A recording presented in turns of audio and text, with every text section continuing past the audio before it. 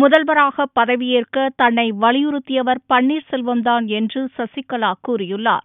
அதிமுக சட்டசபை குழு தலைவராக தேர்ந்தெடுக்கப்பட்ட சசிகலா எம்எல்ஏக்கள் முன் உரையாற்றினார். அப்போது அதிமுகவின் கொள்கைகளை கட்டிக்காத்து மாநில அரசு செயல்படும் என்று கூறினார். முன்னாள் முதல்வர் ஜெயலலிதாவின் கொள்கைகளை தொடர்ந்து கடைபிடிப்பேன் என்றும் அதிமுக அரசு தொடர்ந்து மக்கள் பணியாற்றும் என்றும் கூறினார். மேலும் பொதுச் செயலாளராக தன்னை முதன்முதலாக முன்மொழிந்ததும் தன்னை முதல்வராக பதவியேற்க வலியுறுத்தியதும் ஓ பன்னீர்செல்வம்தான் என்றும் சசிகலா தெரிவித்தார். மாண்புமிகு அம்மா அவர்கள் மறைந்துவிட்டார் என்ற பேரிடி விழுந்தபோது நிறைகுலைந்த எனக்கு அப்போதைய அன்பு சகோதரர் திரு ஓ பன்னீர்செல்வம் அவர்கள் என்னை கட்சியின் பொதுச் செயலாளராகவும் தமிழக முதல்வராகவும் பொறுப்பேற்க வேண்டும் என்று முதலில் வலியுறுத்தி வருகிறார்.